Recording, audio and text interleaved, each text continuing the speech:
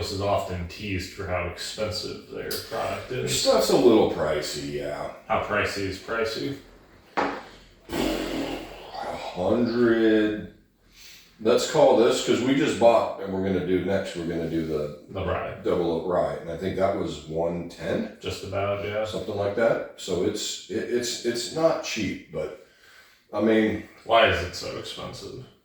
that's just how they do it. You know, I mean, obviously, so I can say this with the whole line, right? The ryes are expensive.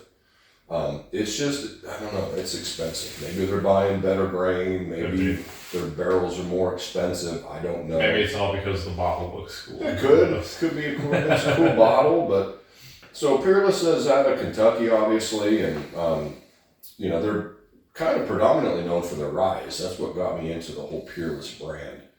A lot of people kind of poo-poo on them because A, it's really expensive, And B, there's no age statements. that's correct. So that's kind of a, you know, when you're asking a premium price for something, Generally speaking, at least when it comes to booze, if you're going to ask a premium price, you ease a lot of minds by having an age statement on there.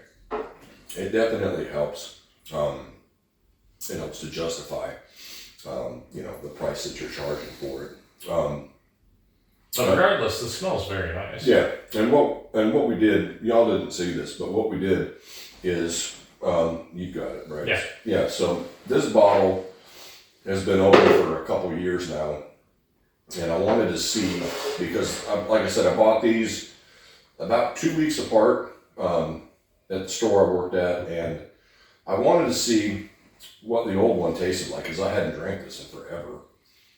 Compared to like what a, you know, fresh crack or whatever it's called. Generally speaking, what's the difference between a bottle that has been open and aerated for a while versus one that has been freshly cracked?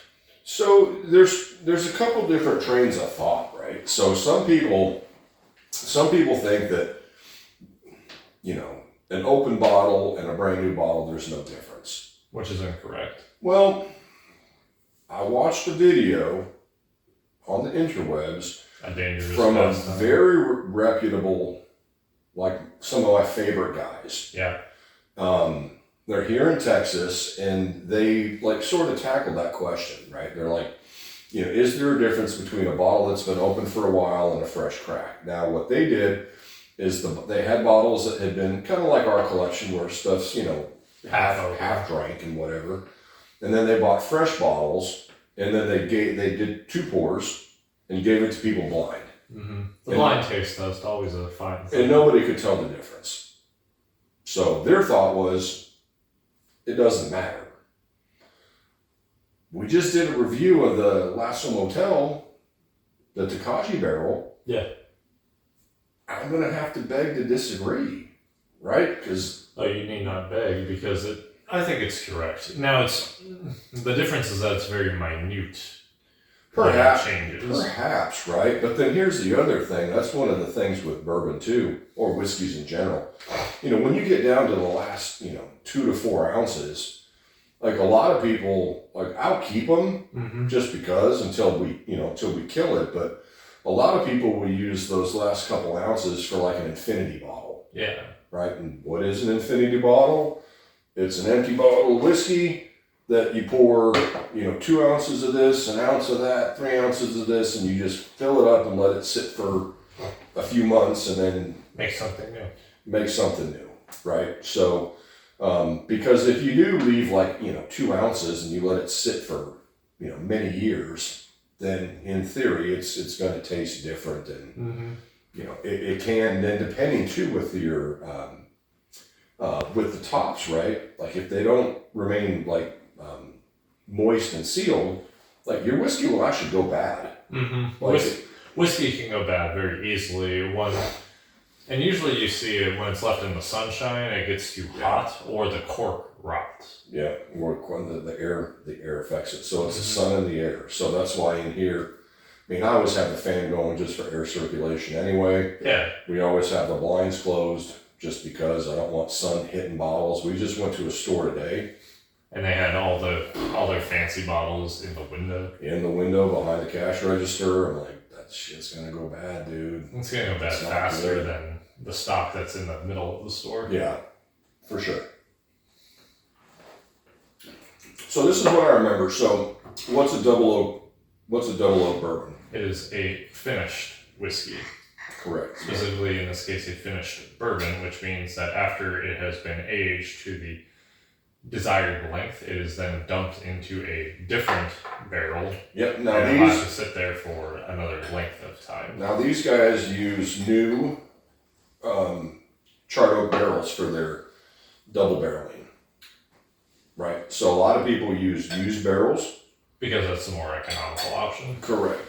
I'm not being cheap, dude. I just thought I poured more for you. Sorry. Oh, you're fine. So these guys, they point out that they're using new charred oak barrels. Maybe that's why they charge so much for their It's finish. expensive. It's expensive to distill it once and finish it once, and then to finish it again in a new barrel. Getting new barrels, I hear, is quite the hassle. It's expensive, and they don't tell you. Excuse me. They don't tell you how long. No. It was double barreled. Which is, like you mentioned, why they catch a lot of grief, because they don't have a single age statement on this. And I didn't get super nerdy before this, and spend an hour online and trying to figure out exactly what they're doing or what people rumor they're doing.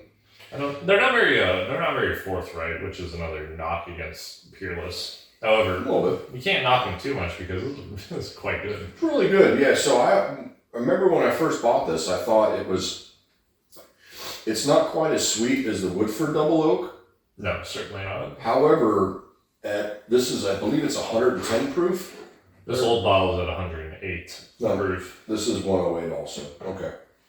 So, but at the proof, I thought that was super cool. Because especially at cask strength. So that means if it's coming out of the cask at 108 proof, it's probably going into the barrel, at a relatively lower proof compared to a lot of bourbons, that go in. Because the maximum is 125 that it goes into the barrel at. The minimum is 80. But if you put it in at 80 and you let it sit, and then it could wind up at 60 or 70 proof, and then it's useless at that point. Unless you put a bunch of cinnamon shit in it and call it, cinnamon whiskey. But that's neither here nor there, or maple flavored whiskey. Yeah. But this smells really good. It's very... Returning to the main topic. Very woody. I find from at least our experience, when a whiskey is allowed to air out, as in you crack it and then air gets into it, because naturally that's what's going to happen. Whatever harsh notes there are, they mellow out. I think they seem to mellow out a little bit. It's a little bit like a stew, When you leave a stew overnight, the flavors incorporate a little bit more. Sure. Yeah. Yeah, 100%. But this is just like everything you love in a double oak bourbon, right? It's sweet. But it still has a little more spice to it. Yeah. Unlike the Woodford Double Oak, which is like the quintessential double oak. Yeah, or the Old Fortune 1910, but yeah, this It's a good is one too. It's got great proof on it at 108. It's got a lot of that sweet oak, so you're not getting a bunch of bitter oak in it, right? Which is always super cool, in my humble opinion.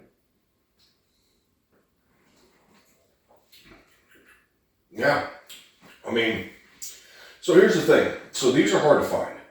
Very hard to find. Very hard to find. Now, the next one that we do, and we'll talk about that when we do it, but, we found the rye just sitting on the shelf. Now, granted, there weren't a ton of them. I think that was the last one, but... It was the last one. But you can find these from time to time. Now, they're expensive. Very expensive. So, I probably, now that we finally opened this one, And finished that one. killed that one. So we have the bourbon, we have the rye.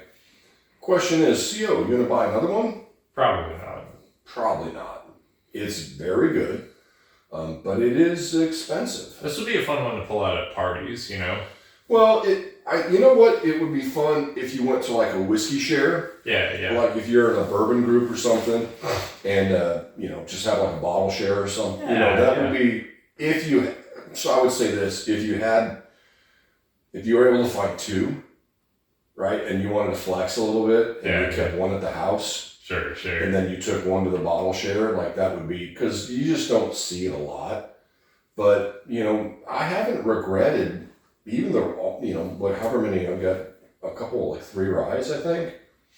2 of them are store picks, so. This goes to show that when it comes to the price of whiskey, if the product's really, really good, it's like, yep, that's how expensive it is. So. That's just how expensive it is. You either. It's like Oban. If you're gonna buy a bottle of Oban, it's mad expensive. Right. Also, it's a bottle of Oban. Mm-hmm. You're gonna have a good time. Mm-hmm. But I'll say this: if you like double oak whiskeys or bourbons in particular, it's really good. I can't stop talking about the proof. The fact that it's almost 110 proof, it's pretty awesome. Now, it's non-chill filtered, so they don't cool it when they're filtering it. It's a sweet mash, and if you've done any homework about mash bills, you've got sweet mash and sour mash. I've been meaning to ask about the chill filtered. Is there any whiskey that is chill filtered? Oh, yeah, for sure. Like a ton? Yeah, a lot of them, because it's very similar to the like how Jack Daniels and stuff does with their charcoal mellowing. What's that? The county process? The Lincoln County process. It's like that, but when they chill filter it, they're taking out some of the tannins. Mm. So it's very much like charcoal filtering it, but you're not putting it through charcoal. Yeah. You're just filtering it through a mesh, and you're chilling it. You're making it cold. Mm-hmm. So you're stripping out tannins. So when they say non-chill filtered, that just means they dumped it from a barrel and it went right into the tank. Yeah. Right. Now there's still a mesh and string to catch the charcoal. Of course, you don't want chunks of wood in your whiskey. No. You spend good money on a bottle of whiskey, you don't want a bunch of crap floating in it, because that's gross. But this is a sweet mash, which the only thing that means, the difference between sweet and sour mash. So for people that don't know, if you see on a bottle, and Michter's does it because they have a regular bourbon and then they have like a sour mash, right? Also, the difference between sweet and sour are 2 things. A sweet mash is basically just brand new corn, rye, malted barley. That's it. Mm-hmm. A sour mash, basically, it's your whiskey's not going to taste sour. No. But what it is after they pump out all the liquid, right? The distiller's beer is what they call it in the industry. After they pump all that out, they got all that used grain and a little bit of liquid left. So what they do is they take a whole heap of that and then shove it into the new sweet mash. Yeah. And that actually helps with the pH, and that helps like kickstart the whole next process. So that's called sour mash. Mm-hmm. So I remember when I started in this whiskey stuff, I see sour mash. I'm like, that just fucking sounds disgusting. It's sour. Although now that I think about it, since Peerless is explicitly a sweet mash, it probably also contributes to the price, because that is, if everything that they make is a sweet mash, is fresh grain every single time. That's pretty expensive. And I don't remember. I think I had to remember for my test how much, but I don't know if they ever said it, like how much, of the spent grain and liquid that they use. I forget what the percentages are, but it's, it's a good amount, because it takes a while for all that fermentation and stuff, right? So, is Peerless expensive? Yeah. Yeah, but is it good though? I would almost describe Peerless. It is good. I like it. To answer your question, it is good. Peerless is like a luxury brand. Mm. Like if you get into so something like comparable to like 2XO. Yeah. Like that same idea. Yeah, something like that. Like Dixon Deadman does. We haven't done a review on 2XO yet. We've got a few of their bottles, but it's just very expensive. It's very expensive because it's a luxury brand, and part of the like process of making the bottle is more expensive, like sweet mash and the double barreling and using the new barrels instead of used barrels, right? Because they could have easily, because they have to use new barrels right in the beginning, mm-hmm. But they could have used barrels for the secondary barreling like everybody else does, but try and do something different, and it's probably no coincidence that it allows them to charge a charge a little bit more. Well, they got. I mean, Hey, we gotta get your chips. Gotta get paid, right? So, so hopefully this helps. If you've ever seen Peerless, like I said, they've got the regular bourbon, which we have. They have the ryes. They have these double barrel stuff. The oak. I mean, it's not the oak. The double barrel bourbon, the double barrel rye. Per usual, never pay secondary, but if you find this retail, yeah, and you've got and you have the disposable income, because it is a lot of money to drop on whiskey, but it's good, the extra details, the little refinement. It is nice, and it makes for a very nice glass of whiskey. Yeah, and what would be cool to do, and I'm just thinking about this right now. What would be cool to do is to do like this Peerless Double Oak at cask strength. Do an Old Forester 1910 and a Woodford Double Oak. Mm-hmm. Because those are readily available. Like this, not so much, but the other two are, and you can actually find these sometimes. Just going off my memory of the Old Forester 1910 and the Woodford Double Oak, this is probably the best because it is the most interesting. Like, it has the most going on. Mm-hmm. Whereas, because of the, I don't even want to say it, but like shortcuts that the other ones use, it just makes for a simpler flavor profile. Whereas this, all the refinery is not just complications for complication's sake. It is to make a more interesting product, but that's why it's more expensive. And I could probably argue that the reason that the Old Forester, the 1910, Old Forester 1910, the Woodford Double Oak, there's another one, even the Elijah Craig Toasted Barrel. Yeah. Right. At least from the first two, I would say they kind of taste similar, and they're so sweet because they're aged in secondary barrels. Mm-hmm. Right. So that could be why this is so much more complex and interesting. Right. Yeah. Is that it's new charred oak barrels, second barrels, new charred oak barrels. So yeah, I'm glad we did this because I've been wanting to talk about the Peerless Double Oak just because I like it. It is worth it. Don't put yourself out for it.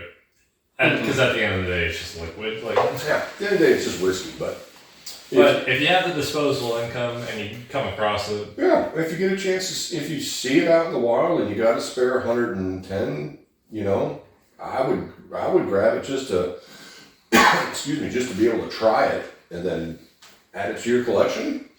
Maybe this will change your mind. Now give my Blockbuster card. That'd be pretty dope, right? Yeah, you pull up into the spooks and be like, maybe this will change. Do I get a discount if I use this? No, you can pay me $20 more and then pay retail. And then go pay retail. No, thank you. I will just pay retail. Buy it?